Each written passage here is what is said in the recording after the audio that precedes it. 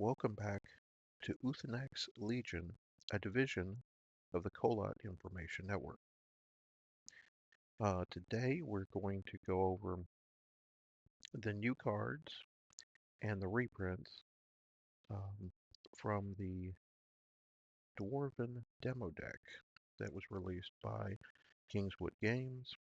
There will be a link in the description where you can go and download all of these demo decks directly from them so that you can print and battle, as they say.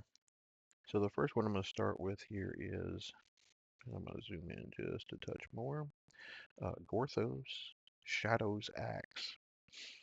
This is an uncommon Dwarf Barbarian Warlord, level 5 fighter, +5, +0, attacks 15 AC, +7 skill, 4 hit points. It has the game text Stalwart, which means it may not be spent or stunned by opposing card effects. Limited order. Your target barbarian gains +5 attack, +2 HP, and additional melee strike while attacking this turn. The target may not perform actions other than to attack or maneuver this turn.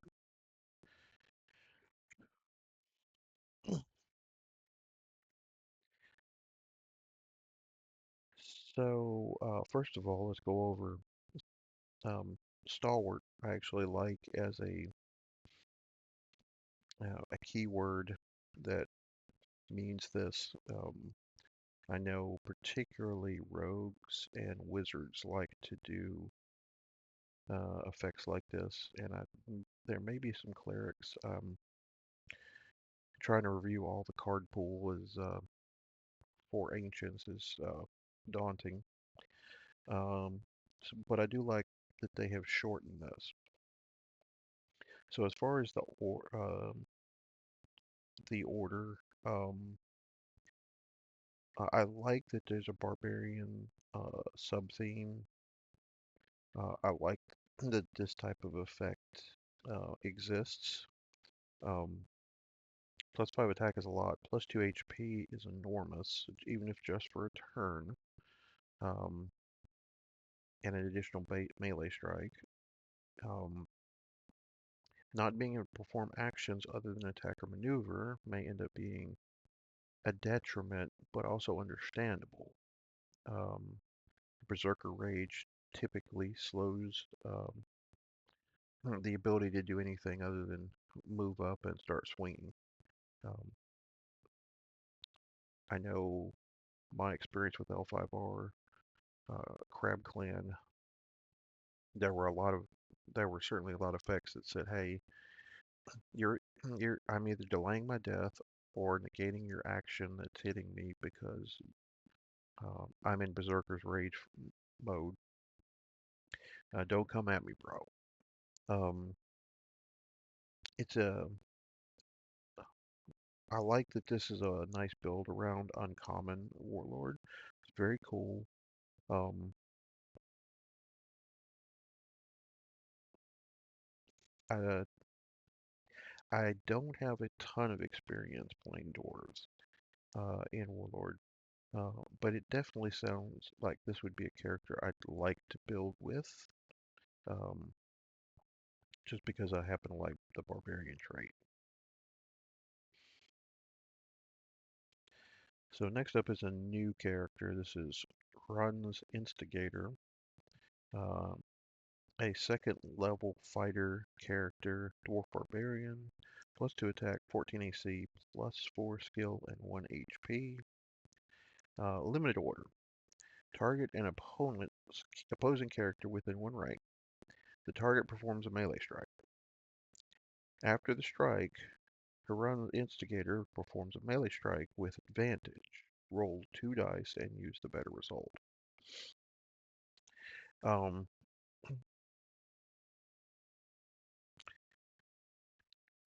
so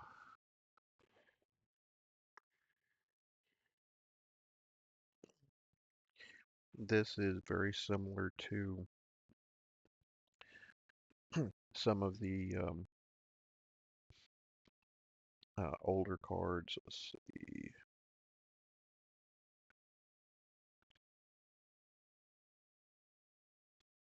You know, things like Pit Fight. Um,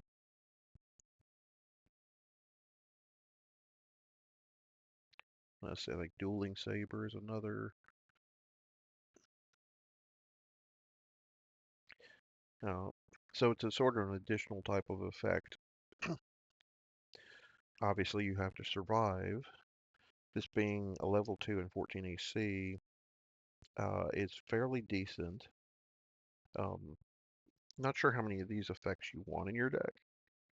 Now, if you get to use your Warlord's limited order on him, then yes, by all means, go right ahead and use this to sort of provoke your opponent and then hit you back because at that point you've got 3 HP, and even if you lose your character, you're trading your character for theirs, and maybe theirs is a higher priority target. So next up in this row is Chant. Chant is a reprint. Um, Level 1 cleric, dwarf cantor, +0 attack, 11 AC, 2 +2 skill, 1 HP. Adjacent dwarven characters have +2 AC.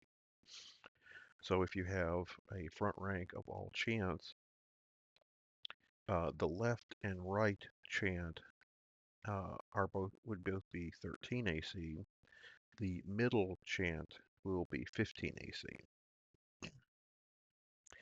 Again, a nice, easy to understand um, level 1 character um, that um, was designed to try to make it harder for your front ranks to be destroyed. Um, as for the people who have played, you completely understand what this card's trying to do. For the people who haven't played, as your opponent attacks in and starts to destroy your front rank, so that your characters are forced to fall forward and either get them into situations where they're stunned in the first row, or um, just getting their warlord closer to you to where you can do more dastardly things to it. Characters like Chant that can help your armor, help you become harder to hit, and therefore um, more resilient to their attacks is very important. So this is a nice little reprint. Okay, now if almost certain I looked this one up, but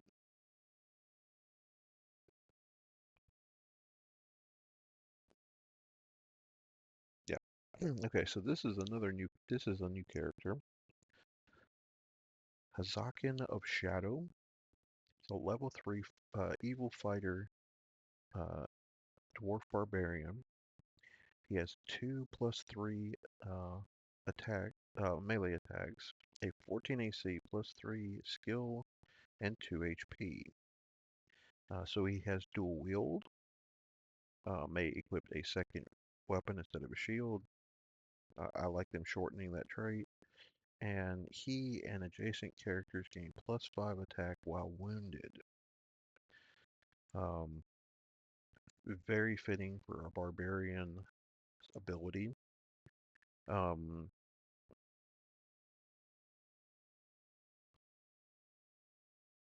so apparently, from the flavor text, this card was at one point, or this character was at one point known as um, Trample, but has been renamed since then, or has evolved, maybe I should say. So again, this is also a very easy ability to rock. Um, The additional bonus to track, very like chant, will take some getting used to, um, but obviously it only procs on your adjacent characters while they're wounded. Um, so if they're 1 HP, it's not gonna matter. Um, Also, some classic Lynn Hunter art here.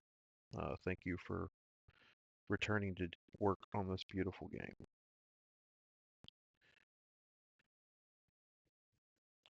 Alright, next up is Sunforge Smith.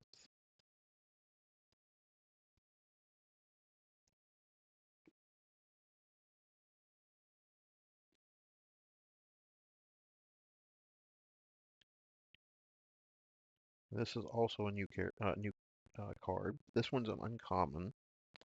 Um, this is a level 2 cleric, Dwarven Smith, um, +2 radiant damage, um, 12 AC, +4 skill, 1 HP. Spend order.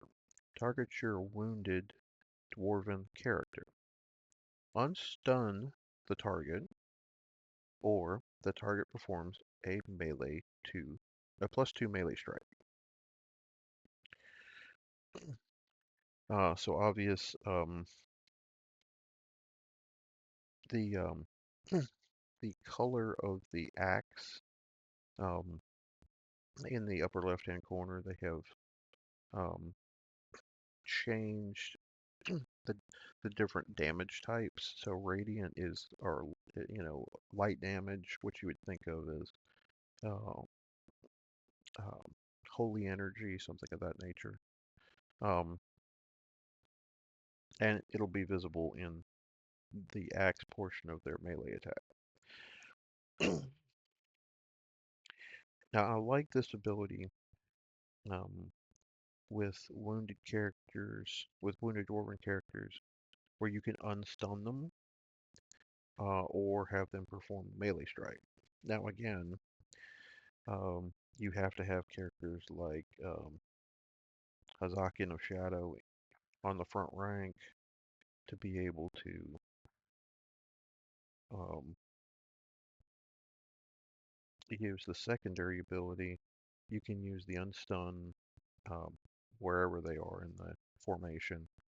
Um, but wounded is a difficult trait um, where you just have a lot of one hit point dudes. This definitely is better with the bigger characters, the ones that you want them to fall forward and stun into the front rank.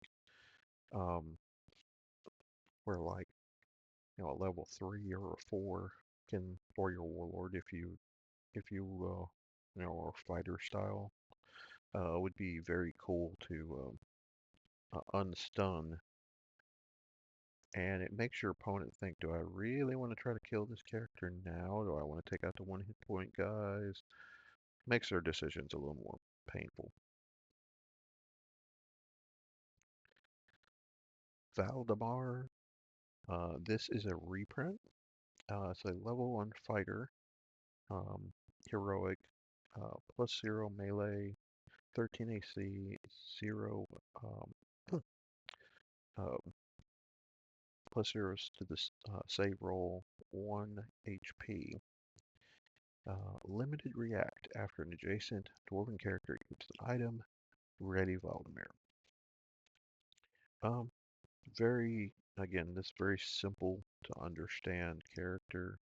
Um, with a standard dwarven theme of equip item, uh, besides get bonus, do a thing. Dwarves have been doing that for a long time. Um, this was either a late 3rd edition character or 1 and 4th edition. But again, very easy to understand character. 13 AC is decent for it. It's actually kind of high for a level 1 character. Um, that's going to be like that you're dropping into the front rank. Um, so that will hopefully help you to hold ranks a little better. But being able to attack at an additional time, maybe a turn, is really neat. Um, Although it does require you to adjacent dwarven character. Um, so you're going to be having to run items that you can easily play on your character.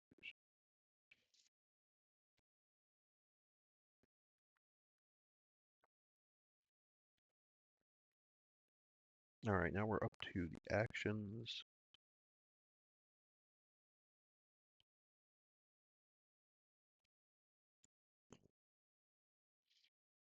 So this first one, this is a new one, another Tavern Brawl.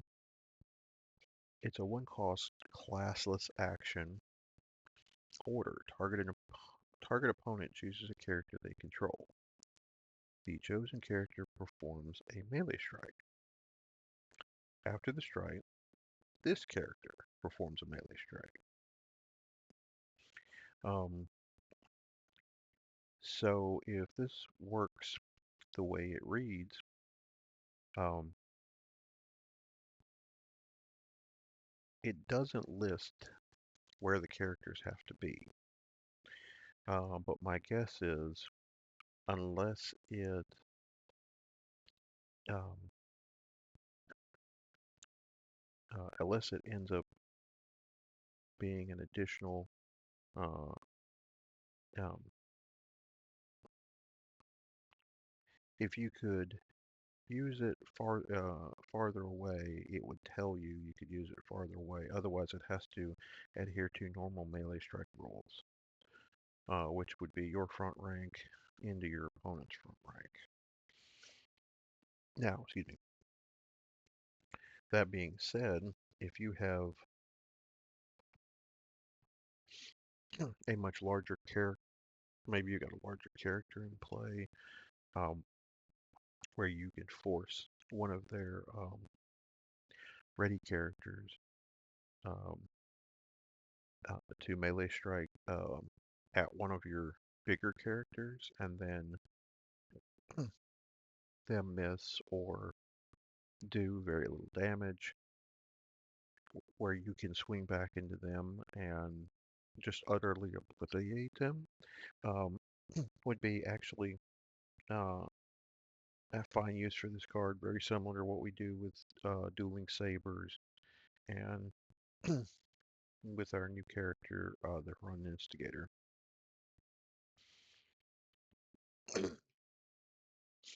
All right, next up is Brunder's Helm.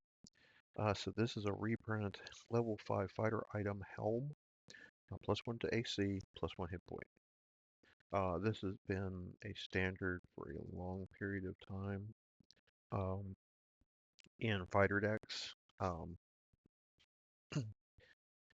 So any of your level 3 characters um, in rank 2 or 3, any of your level 4 characters, any rank, and your Warlord and back that are all fighters can equip this. So it's been a Dwarven staple for a long time. I tend to also play it at Nothrogs. Um, Extra hit points quite helpful. All right, next up we have Cheap Sword. This is also a reprint. It's a level 2 fighter item, weapon sword, +2 attack, death react. Return Cheap Sword to your hand. So very simply, when your character dies, if Cheap Sword's equipped, you trigger the ability and put the sword back in your hand. Um,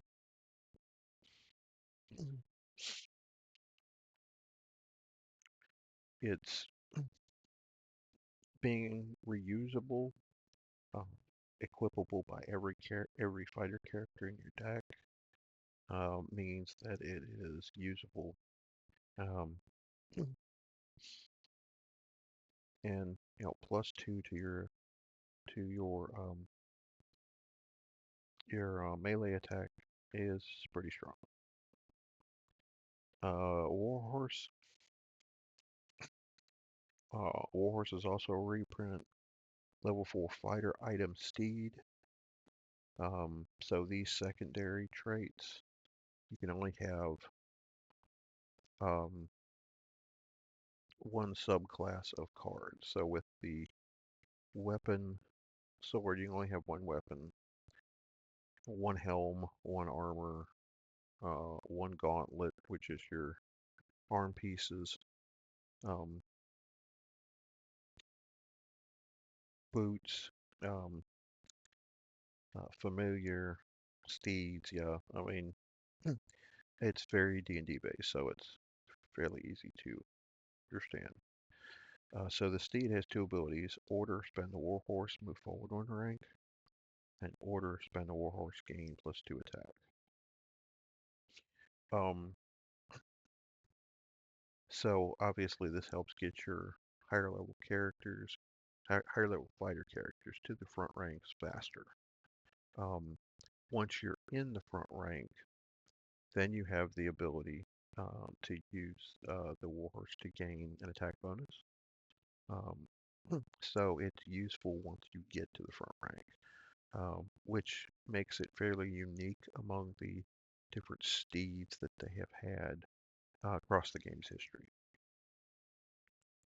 And lastly, we have Flail. This is a reprint. It is a level 4 cleric, fighter, and rogue item. So this is a multi-class item. That's why the symbols are all listed on this side. It is an item, a weapon, and a treasure. Um, +2 attack. This character's melee strikes ignores AC bonuses from shields and weapons. Um, so 3 out of 4 classes can wield this, so it's um, makes it easier for you to put it in multiple decks. If you're playing limited, you've got more options.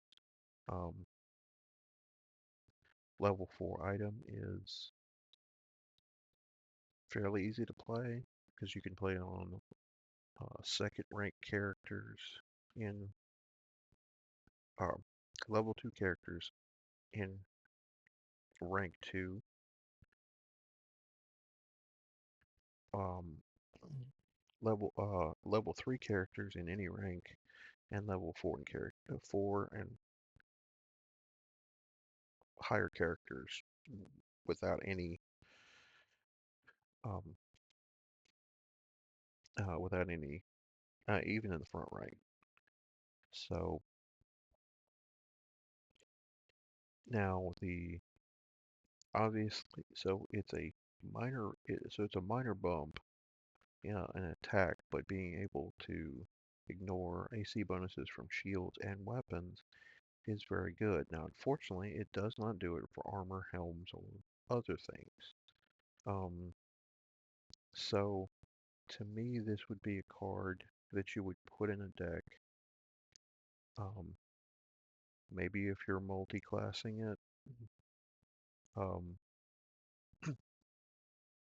Otherwise, you would want to use it um, as sort of a card to hurt your opponents that are playing a lot of shield or weapons that give AC bonuses. Otherwise, it's just a +2 uh, melee attack, which is fine, but you usually want better when you're having to put this on higher rank characters. All right, so that is the Dwarven Print and Battle deck. Um, Thank you guys for joining me today. I will be reviewing the other print and battle decks. So next up is the elves. Until next time, no matter the game, there is no escape from the tiger.